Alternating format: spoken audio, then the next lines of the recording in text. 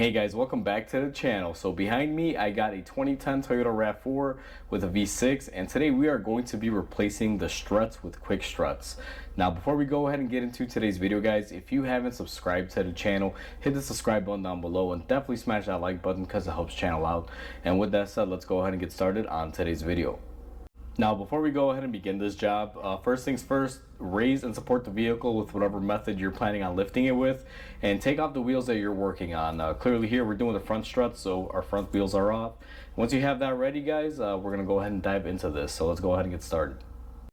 Now that we have our tire off and the vehicle supported, the first thing that I like to tackle is the stabilizer link bolt. These can be a little bit of a fight, so make sure you have some way to heat them up and get them off. Now according to this customer, these were replaced not too long ago. Customer did it himself because he was hearing a knocking noise that is actually winding up being the struts. They're just not doing their end on. That's why we're replacing them today. So what I like to do is grab a pair of pliers like this, something that can grab the back of them. Now there's a little nub area here that you can grab onto so you don't destroy the boot, and you want to be very careful because in this job we are not replacing these. Typically I like to replace them. So let's go ahead and take this off. Now that we got our stabilizer bar bolt off, or link I should say, we're gonna go ahead and take it off. And I always like to just put my bolts here. Now, I'll be honest with you, I do not like the quality of these links that the customer put on here. I am going to recommend that he replace them, but let's see if he wants to, because he said he replaced them not that long ago.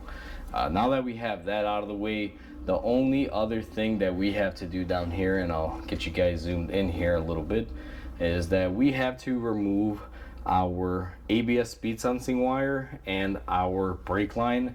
They are firmly attached to our knuckle assembly, so we're gonna have to get those out of the way. And what I like to do is use a 12 millimeter and just come in here.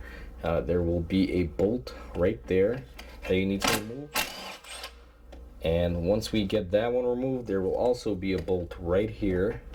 And it's kind of hard for me to do because the camera's where I want to be. But go ahead and take off those two 12 millimeter bolts. It's pretty simple and easy. And then what you're going to want to do, and this bracket here is a little tricky, you got to lift up on the wire, and then the brake or the ABS wire you lift up, and then the brake hose you got to pull down just like that, and you're able to get it off.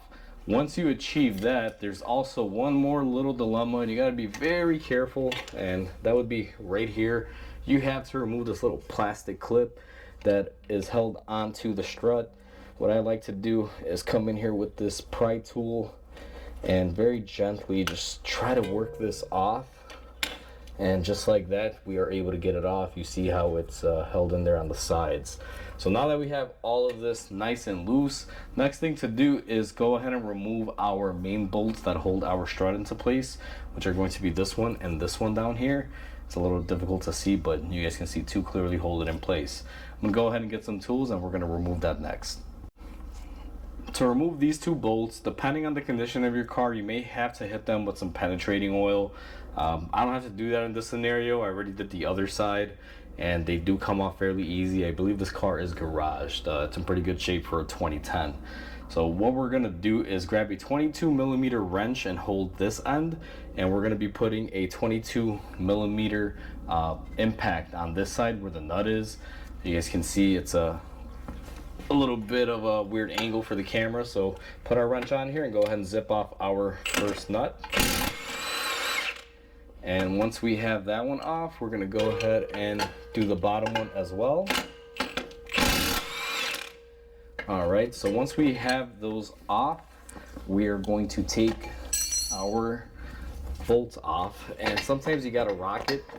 These can be a little tight, and sometimes they will be seized on it, but like I said, this car is garaged. The guy apparently takes care of it, so this assembly is not too bad. This one comes off just like that, and what you're going to want to do is go ahead and push and separate your strut from your knuckle, and just make sure that you have some looseness in it just like that. Now that we have everything disconnected down here, it's time to go up top and unbolt our strut from our body. Now we are on the top of our strut mount, And you guys will see these do have a little bit of an issue because we do not have a lot of room here, especially for that inward bolt. And I'll grab the camera here right now and hopefully it's not too shaky, but you guys can see that we can get this bolt pretty easily and that one, but this one is pretty much underneath the cowl and they don't give you a lot of room to get in between there. So we have to get creative, and you know, because obviously we do not want to remove the cowl. I believe in the service manual it says that you must remove it. However, I've already done the other side and I figured out a way to do it. And you're basically going to be limited by what you have as far as working with your tools. If you have a lot of different tool setups like I do, you can usually overcome issues like this depending on the situation. Now, what I'm going to be using is called a gear wrench vortex wrench. You guys can see it is a ratchet, but it has this weird opening on it. And you can put these very slim sockets on there, and that'll help me get into that little corner area. And what I'm gonna do now is go ahead and put this in there, and you guys will see how easy it is. Once I break it loose, you can pretty much just get in there very easily. And then what I'm gonna do is also crack this one loose while I'm in there, just like so.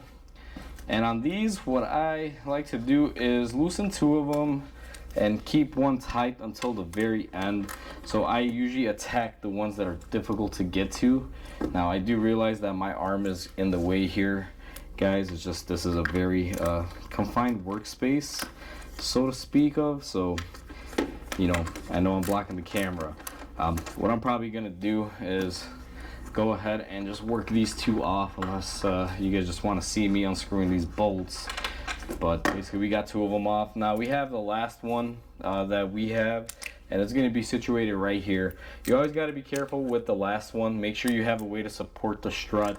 What I typically do is I'll reach up underneath the fender and I'll support the strut that way while I'm unbolting it, because you want to be able to keep it up. If you just unscrew this and you let it drop, sometimes the strut will fall on the axle boot and you could tear it. So I'm just holding it up right there. As a matter of fact, I'm gonna leave this a couple threads and give you guys a better angle. So let me switch up the camera. So this is the best way to do it. I reach in here, or if you have a friend, have somebody hold it. Now I'm here in the shop by myself. I don't have a helper. So what I do is I will grab the strut from down here as I'm unbolting the last bolt, and I'm keeping pressure up on it. And then what I'm gonna do is go ahead and just pull it out of the hole, and we have our prize. This is our old strut. We were able to. Next thing, what we're gonna do is go ahead and grab our new one and reinstall it. The reinstallation process, if you don't have someone to help you guys, trying to keep this thing up there and putting the nuts and bolts in can be a little bit daunting, but it's doable. As a matter of fact, I'll record me doing it. It may not be the best angle. It'll be, you know, probably this angle that we're in right now. And I may block it, or you guys may see my, I guess you can say rear end a little bit in the video, but you know, I'll show you guys. It's doable. I've been doing them for years this way, and you know, it does tire you out. Your back may hurt, but it's, you know, completely doable. But if you have a friend, it's obviously the best way to do it. So let me go ahead and get my new strut, and we're gonna go ahead and throw it back on the car. Alright guys, so we have our quick strut assembly here. That's what we are using on this, a quick strut. Now I will have a video. It's going to be a shop talk, highlighting the differences between a quick strut and building your strut. And not that there's any difference in the parts, obviously, because typically they can't be different. It will never work. But it's just about money savings. Quick struts, even though they can be a little bit more expensive than the regular strut, the money that you would save with labor and R&Ring it and everything are quite a bit big savings. So in this typical scenario, this customer is saving around $150 to $200 per side in labor and parts that he doesn't have to buy or pay for, because he's getting the assemblies in there nice and easy. Just like the name says, quick strut. Take out the old one, pop the new one in. Now what I'm going to do is go ahead and remove my hardware. On my top pad here, you will typically get new bolts. What I find on these quick struts, depending on the manufacturer, sometimes the hardware is a little cheesy. If I can reuse the original top bolts, especially from the Toyota ones that are really nice and sturdy, I would. However, these they're a little bit off on the threading, so I'm just gonna use these that we have. And what I always like to do is put the bolt somewhere close to access them, and this is gonna be difficult because I'm doing this by myself. So I have one bolt in hand that I'm gonna need to lock it up there, and what I'm going to do is simply push it up and line it up into our hole. Now it should only line up one particular way, and what I'm gonna do is just start off by threading one bolt. As long as you get one in, you're usually okay. And I'm able to get one, and now I can let go of the pressure a little bit. And what I can do here is swing it and grab the rest of my other two bolts and put them into place because I have one supporting it. These struts only really go in one way. They are sided. There is a left and a right. There's really no way to really, I guess you can say, mess this up is the best way to put it. But just be mindful of it, work diligently and carefully. But that's how I do it here at the shop when it's just me. I try to put it in its hole, hold it up while threading on at least one bolt to support it. Can be difficult, and you know, it is. As you guys can see, I'm a little out of breath because you got to keep upward pressure on it. But for the most part, it's not too bad. But if you have a buddy or someone that can help you, go ahead and take advantage of it. Trust me, it's a lot easier. So now that we have that in place, let's go back up top and bolt everything up. So back up top, we have our bolts in here. I'm just gonna go ahead and tighten these all the way up by hand. And then what I'm gonna do is just use my ratchet here. This gear wrench, Vortex wrench, really saves the day because it's basically a thin profile wrench that has a pass-through. It really helps out in this scenario. Otherwise, I'd probably have to get creative or rip the cowl off this thing to be able to gain access to it. And to be honest with you, this whole set was not expensive at all. I don't know if they still make it. I've had this set for so many years. Back in the day, I loved gear wrench. I started buying into a lot of gear wrenches. But the reason why I love it is that you guys can see when I put the short socket in there, it's pretty thin, but also it allows the bolt heads to pass through. That's why it's called the Vortex system, or the pass-through system. It's a great tool to have. I don't use these very often. I wouldn't really call this a commercial grade ratchet, one that you'll be wrenching in a garage with all day, every day. But for the stuff like this, or the small stuff, it definitely will help you out and save the day. So we got our second one tightened up here. Now we got this rearward one, the one that has no spacing at all. And just go ahead and get this nice and tightened. As far as tightening these, I just do snug. Hand tight is good. Just don't leave them loose. Don't use an impact. If you use an impact, you can easily strip out the stud area. So just be mindful of that. Just tighten them up by hand. You guys can see nice and tight, and snug is good enough. Now we are back at the bottom, and you can see when they manufactured this quick strut, it's not really lining up with our knuckle. Easy fix, just turn it. They have a bearing plate. They're not always going to match up down here, so just turn the strut to make it fit, obviously. And if it's really weird and it doesn't match up, then double check that you installed the right side correctly, or you know, the side that you're working on. In this scenario, we're working on the right side, so this is the passenger side. Driver's side is exactly the same thing. It's just that this ear tab and these clip holders are in different locations, front versus rear. That's why you can't interchange them. But for the most part, it's the same exact concept, guys, whether you're doing either side on these. Now this is the part where you gotta install the knuckle to this new strut. I take the bolt in my hand, and this can be a little daunting, but I'm gonna line this up, and sometimes they go in right away. Sometimes they are a bit of a fight, but what I've always find is you just gotta kind of move them around and play with them. Now this one, I lined it up right there, and it went in. Always just put the knuckle portion, this portion, inside of the strut. Angle it, because you'll be able to go in, out, up, down, as you guys kind of saw me doing there, playing around with it. You'll be able to get it in there. Now for the bottom one, it's not going to line up, so same thing. I'm going to just kind of wiggle it around until it finds its happy place, and go ahead and put that in just like that. And what I'm gonna do next is go ahead and tighten and torque these bolts down and get everything nice and snugged up. And once I do that, I'll bring you guys back in. What I like to do next is go ahead and install our brackets. Now for this brake line portion, it's kind of weird. You gotta feed it up underneath there and line it up that way. And then this other bracket goes sliding on the side of it, but also up top. Very weird the way they did this. I'm not gonna lie, not the biggest fan of it, but you know, it works as far as it goes. Just a little difficult because you got to line up two brackets in one, and even right now it's very difficult, guys. I have to move the camera because I so badly need to see in there, so I'll move you guys here to the side, and we just got to see where everything is fitting on here. And I just don't like it when manufacturers do stuff like this. They try to put two brackets in one. Not that it's horrible or super difficult, but they could have thought of a better way. Just like, as you can see, an engineering flop. I'm gonna leave it at that. I'm just gonna not rave about it as much. So I believe I have it lined up there. Make sure we got a couple threads, and you should be left with something like that. Now that I have that in place, we also have to put our brake line on our knuckle, and that is easy enough. Just line up the tab.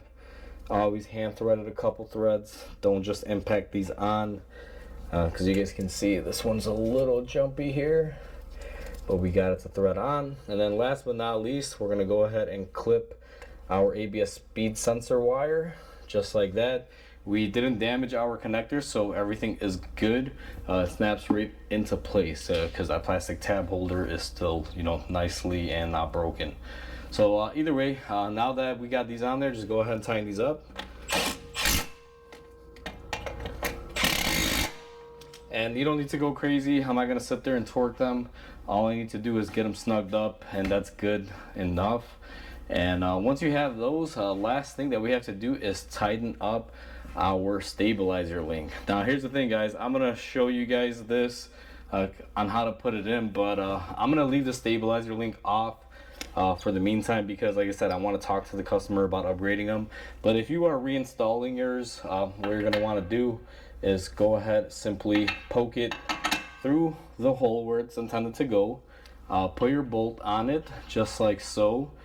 And if you're reusing yours, like this one may be reused, what I like to do is grab the collar on the back as I tighten it, or I take advantage of the Allen head that you have in here, and you can, you know, tighten it using a wrench and an Allen head.